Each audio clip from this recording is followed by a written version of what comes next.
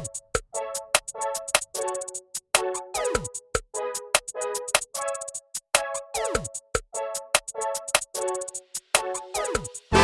good afternoon guys. Welcome back. So quick ride lang to. We're just going to do a test on our mic. Yung huli naming ride ni JM, yung napanood nyo, yung mic settings ng camera ko doon, by the way, ang gamit ko is helmet camera is DJI Osmo Action 4. So ang gain settings ko nung huli naming ride, yung nag date ride kami ni JM, -6 yung gain niya. And na-notice ko pagka medyo na-excite ako, you know, napapalakas yung boses, medyo may popping sound, may cracking sound siya.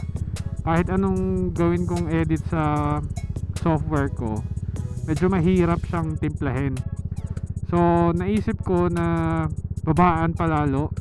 Ngayon nasa -12 siya ngayon. And tingnan natin kung may pagbabago, kung mas okay ba. Wala si JM ngayon, nasa trabaho pa siya, pero nagkakayaan mag-ride mamaya pag uwi niya. Siguro dinner ride lang ulit, para lang makapag-practice siya ulit. Tagal ng stoplight.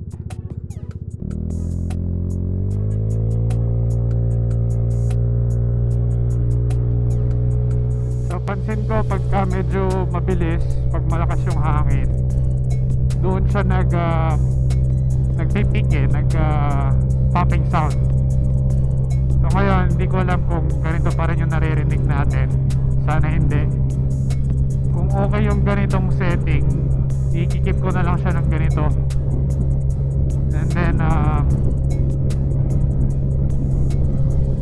lakas yung hangin Sa mga nagtatanong nga pala kung anong gamit kong camera pag nag-motovlog tayo, etong camera na nakaharap sa akin, GoPro Hero 11 to.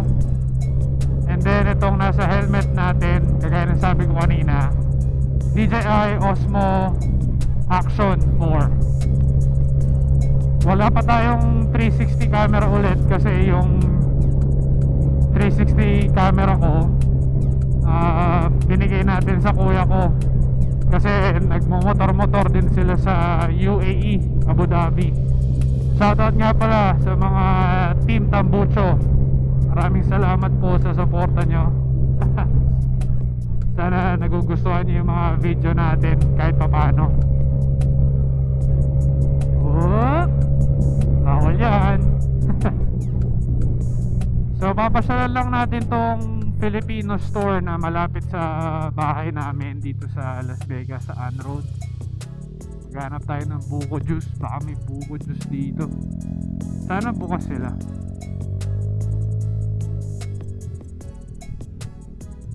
Mukhang bukas kasi may mga kotse.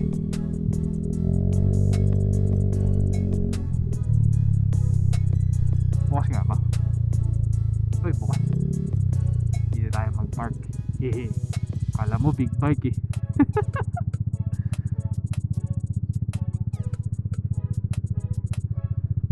Kuha lang tayo ng buko juice dito. I'm sure gusto rin ni JM yun. Okay, nakabili na tayo ng buko juice natin. Kasya kaya? Uy, kasya. So ito yung buko juice namin dito. Nakalata. Nakakamiss din yung buko juice sa tabi ng daan, no? Yung tigti 10 pesos or 20 pesos na buko juice. Yung may kasamang alikabok pag minsan. Okay. So far yung audio pagka hindi tayo nag-ride, okay siya clear. Pero pag nahaluan na ng wind noise, tapos medyo na-excite ako, napapalakas boses ko, dun siya tinotopak. Yun yung tinatry nating ayusin. Yung placement ng mic ngayon, same pa rin nung huling ride. Talagang nilalaro ko lang yung gain niya. Baka ma-solve naman yung problema natin by doing that. Medyo windy ngayon dito sa Las Vegas. May mga convention yung mga Kapampangan kasi. O nga pala sa mga subscriber natin bago na mga kabalin, dakal pong salamat kaya kayo.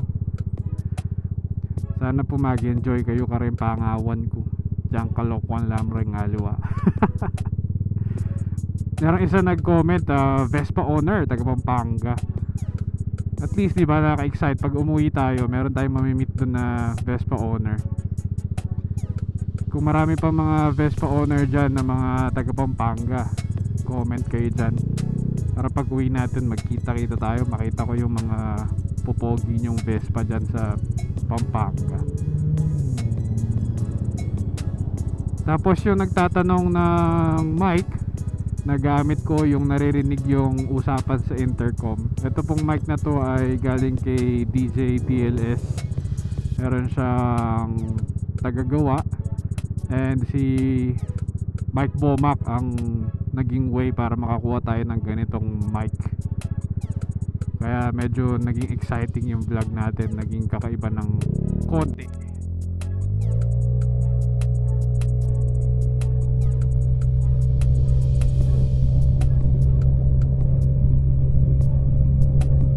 Ayan, so ganitong takbuhan, syempre parang napapasabay yung boses ko, lumalakas din eh.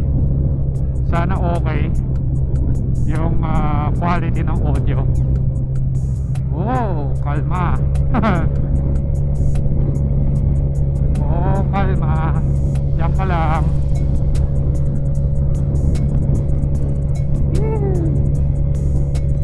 Saka minsan yung tunog ng boses ko parang muffled siya kasi naka face mask tayo, naka headset tayo. Hindi naman siya kakapalan. Yung Dry Plus galing din dyan sa Pilipinas eh. Hindi ko alam kung isa rin yun sa dahilan kung bakit parang muffled, or meron pa tayong ibang pwedeng ayusin. Yung mga clear na audio dyan sa mga nagmo-motovlog, pa-share naman ng secret dyan, oh. Visor natin nakasara naman ng maayos. Wala lang tayong chin wind curtain, yung nilalagay dito sa baba. Wala tayong ganon. Siguro maganda rin magkaroon ng ganon, no? Dito tayo sa likod dumaan para walang kotse.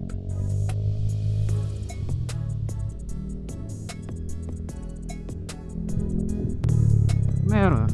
Uy, nagja-jump ng battery. Nalobat yung beamer.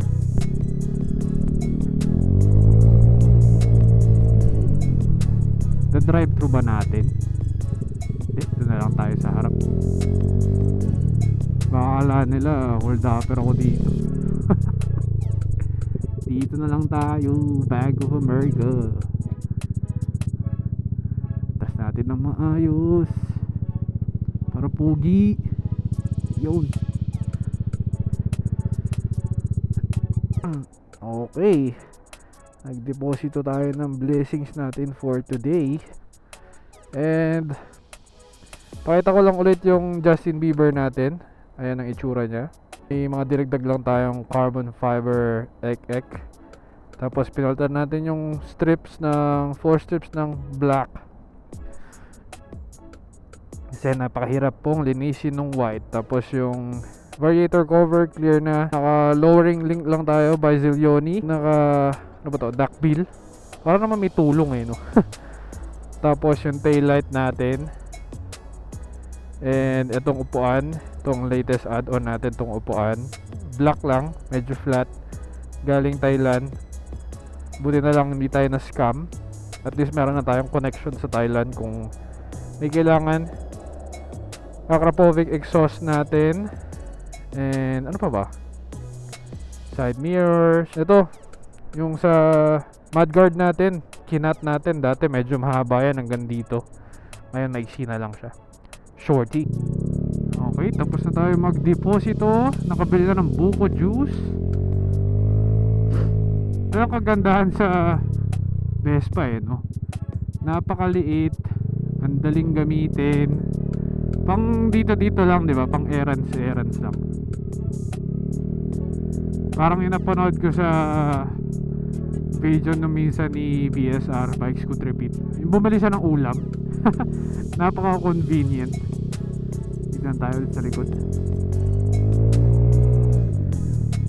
Ganda ng tunog, akala mo ang bilis. Oh ha, may echo pa.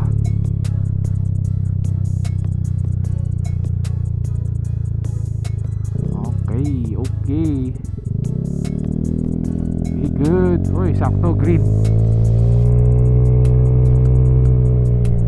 Tapos nag-yellow.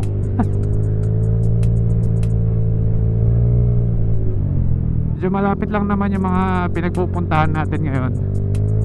Dito lang banda sa area ng community ng bahay ko. Saktong testing lang talagang ginawa natin. So let me know guys kung anong tingin nyo. Mas okay ba to? Adjust pa natin. Siyempre gusto ko yung nag-i-enjoy kayo, diba? Sa mga video natin. Gusto ko yung sulit. Kasi ako ganyan din ako eh. Pagka nanonood ako ng mga video ng mga motovlogger, syempre na-appreciate mo lalo pag maganda yung quality ng audio nila, diba? Kaya yun din ang goal natin.